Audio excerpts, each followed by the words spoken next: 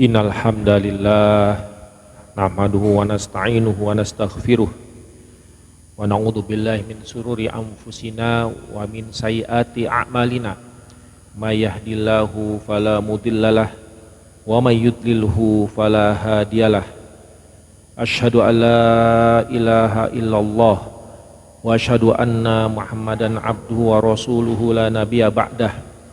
Allahumma sholli wa sallim wa barik ala sayyidina wa habibina Muhammadin sallallahu alaihi wasallam wa ala alihi wa sahbihi ajmain.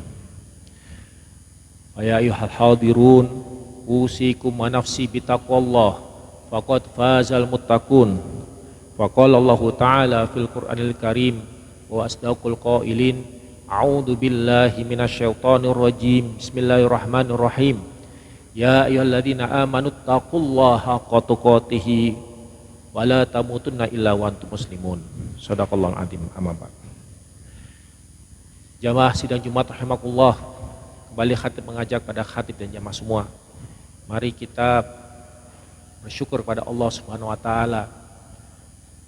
Mari kita menjadi hamba yang pandai mensyukuri nikmat Allah Subhanahu wa taala.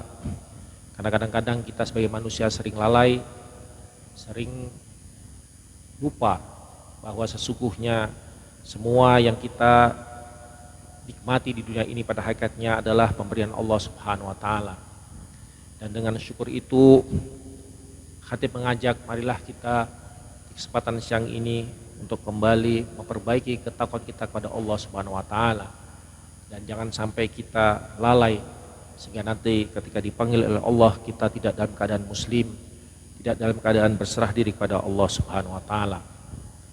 Dan marilah kita selalu memberikan selawat dan salam pada Rasulullah sallallahu alaihi wasallam, karena berkat beliaulah kita memahami tentang bagaimana cara kita hidup di dunia yang diridhoi oleh Allah Subhanahu wa taala, yang pada hakikatnya adalah untuk kebahagiaan kita untuk hidup di dunia pada saat ini, apatah nanti di kehidupan setelah kematian kita di akhirat yang abadi.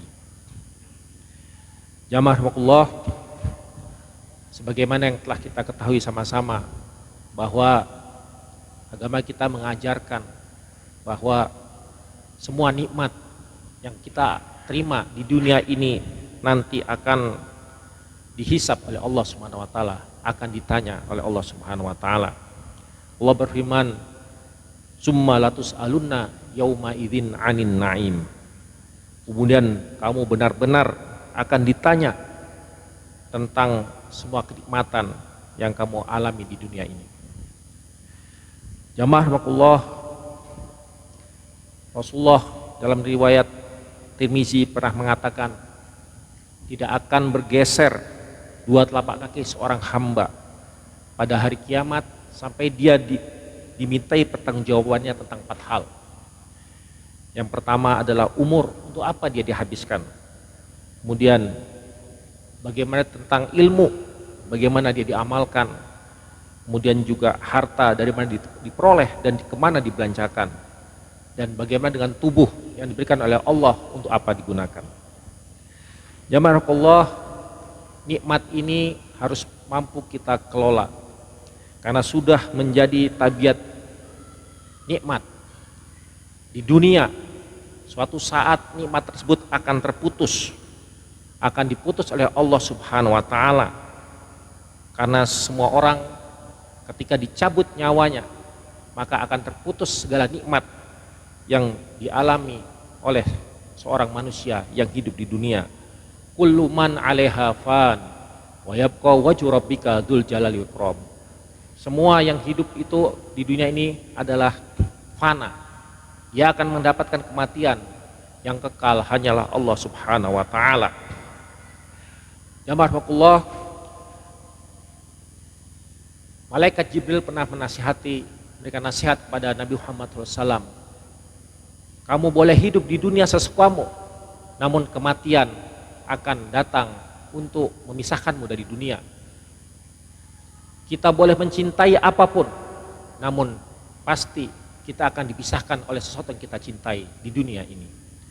Oleh karena itu jamaah Allah telah menakdirkan pada kita bahwa suatu saat nikmat yang kita terima di dunia ini akan dicabut. Pertama, ketika seseorang sudah meninggal, maka semua harta, semua kekayaan yang diperoleh, yang dikumpul-kumpulkan, yang diharapkan oleh seorang manusia itu mampu membahagiakan dirinya akan terputus oleh kematian. Dia tidak akan bisa membawa semua harta yang dikumpul, kecuali harta yang disediakan oleh Allah Subhanahu wa taala, kecuali ilmu yang memberikan manfaat, kecuali keturunan anak soleh yang mendoakannya. Tidak akan harta yang dikumpul-kumpulkan bisa dibawa ketika seorang sudah dicabut nyawanya oleh Allah Subhanahu wa taala. Kemudian Allah Subhanahu wa taala juga ketika kita hidup di dunia juga telah mengajarkan, memberikan ibrah pada kita bahwa kenikmatan di dunia bisa diputus ketika kita sakit. Ketika kita sedang demam misalnya, makanan yang lezat bisa terasa pahit. Ketika kita misalnya diberikan ujian berupa penyakit yang membuat kita tidak bisa memakan makanan-makanan yang lezat, maka justru makanan yang lezat tersebut menjadi hal yang merusak diri kita. Allah telah memberikan tanda-tanda itu kepada kita, bahwa nikmat yang kita alami di dunia ini pada akhirnya akan terputus. Kemudian tanda selain dari sakit, maka Allah telah menakdirkan pada kita untuk selalu umurnya bertambah, semakin tua. Wa man nu'ammiru naqisu fil khalq afala ya'qilun. Dalam surat Yasin Allah mengingatkan, dan barang siapa kami panjangkan umurnya, niscaya kami akan kembalikan dia kepada awal kejadiannya. Dalam tafsir Baihaqi dijelaskan, ketika seseorang diberikan umur panjang, maka dia akan menjadi makhluk yang lemah sebagaimana di awal kehidupannya, seperti kita bayi yang sangat lemah yang membutuhkan bantuan orang di sekitarnya untuk bisa hidup. Sudah takdir Allah umur kita akan bertambah, maka segala kekuatan yang kita miliki di masa muda pelan-pelan akan berkurang. Maka pada saat itu harta yang bisa kumpulkan kemungkinan banyak, namun tidak akan bisa kita nikmati sebagaimana kita masih muda. Maka sudah mulai dicabut kenikmatan itu. Nah, Allah mengingatkan afala ya'qilun, maka mereka tidak mengerti, tidak mengambil pelajaran, tidak memikirkan hal tersebut. Jamaah rahimakumullah, bagaimana kalau kita belajar dari sikap para sahabat salafus saleh tentang nikmat yang ada di dunia ini. Kita semua mengenal Umar bin Khattab, kita semua mengenal Abdurrahman bin Auf. Abdurrahman bin Khattab adalah seorang yang menjadi khalifah kedua. Dia prestasi dunianya adalah seorang khalifah yang menaklukkan dua kekaisaran Romawi dan Persia di zamannya. Namun ketika dia melihat banyak orang kafir yang kemudian bermewah-mewahan, maka kemudian beliau mengingat ayat Allah surat Al-Ahqaf ayat 20. Wa yawma yu'radul ladzina kafaru 'alan nar adhabtum thayyibatikum fi hayatikumud dunya wastamta'tum biha fal yawma tuzawna 'adzabal huni bima kuntum tastakbiruna fil ardi bighairil haqq wa bima kuntum tafsukun. Ketika Umar bin Khattab melihat bagaimana penguasa-penguasa kafir itu bermewah-mewahan, maka beliau mengingat ayat surat Al-Ahqaf ayat 20. Dan ingatlah ketika orang kafir dihadapkan ke neraka, kepada mereka dikatakan, kamu telah menghabiskan rezekimu yang baik dalam kehidupan duniamu saja, dan kamu telah bersenang-senang dengannya, maka pada hari ini kamu dibalas dengan azab yang menghinakan, karena kamu telah menyombongkan diri di muka bumi tanpa hak, dan kamu telah fasik. Umar bin Khattab, kalau dia mau, dia bisa bermewah-mewahan, harta, kekayaan, sebagai seorang penguasa di zamannya, menaklukkan kekaisaran Roma dan Persia. Namun beliau memilih untuk tetap menjaga jarak dengan dunia. Prestasi dunia luar biasa, namun dia berhati-hati terhadap nikmat dunia, karena memahami bahwa sesungguhnya nikmat yang hakiki adalah nikmat ketika beriman pada Allah Subhanahu wa taala. Bagaimana dengan sikap Abdurrahman bin Auf?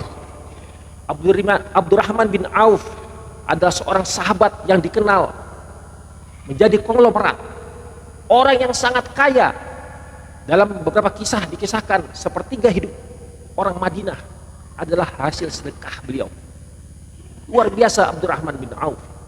Namun ada suatu ketika dia sedang berpuasa, ketika dia sedang menghadapi hidangan pembuka, sudah mendekati waktu-waktu berbuka, di hadapannya ada makanan lezat untuk disantap. Namun beliau tiba-tiba teringat pada sahabatnya Mus'ab bin Umair, sahabat pemuda yang syahid dalam perang Uhud, sahabat yang meninggal. Ketika beliau meninggal, Mus'ab bin Umair ini bahkan kain yang menutupi jenazahnya tidak bisa menutupi dari ujung rambut sampai ujung kaki, saking kondisi yang pada saat itu terbatas. Mus'ab bin Umair adalah pemuda duta pertama Rasulullah yang dikirim ke Madinah untuk berdakwah.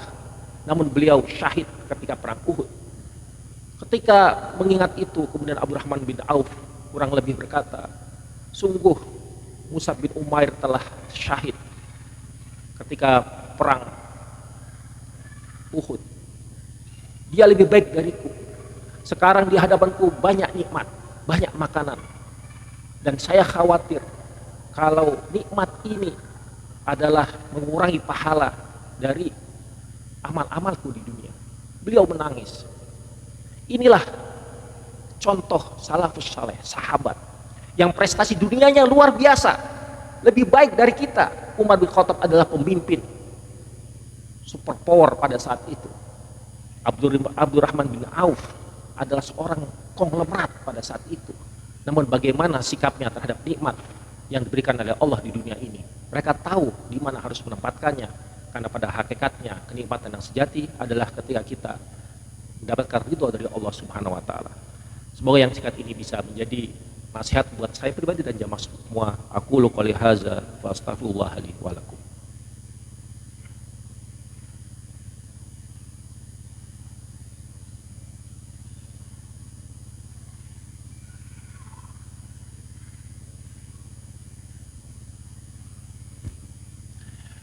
Alhamdulillahirabbil alamin wa bihi nasta'inu ala umuri dunya waddin. Asyhadu an la ilaha illallah wa asyhadu anna Muhammadan abduhu wa rasuluh. Allahumma shalli wa sallim wa barik ala sayyidina wa habibina Muhammad wa ala alihi wa sahbihi ajma'in. Fa ya ayyuhal hadirun usikum wa nafsi bittaqullah faqad fazal muttaqun. Wa qala ta'ala fil Qur'anil Karim, a'udzu billahi minasyaitonir rajim. Bismillahirrahmanirrahim. Ya ayyuhalladzina amanu taqullaha haqqa tuqatih wa la tamutunna illa wa antum muslimun. Jamaah sidang Jumat rahmatullah, sesungguhnya ada nikmat di dunia ini yang insya Allah menurut para ulama akan tetap bisa kita nikmati, bahkan sampai ketika nyawa kita sedang diambil oleh Allah Subhanahu wa taala. Nikmat apakah itu?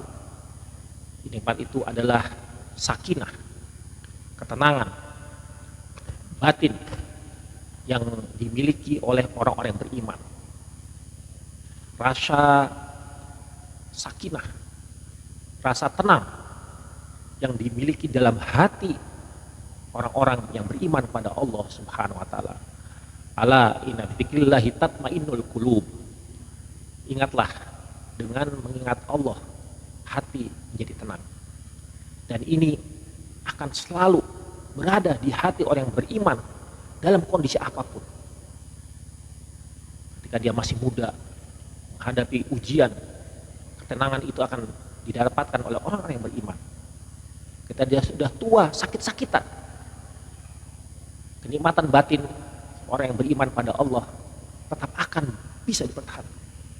Bahkan ketika saat nyawa akan diambil, maka kenikmatan, ketenangan, iman pada Allah tetap bisa dia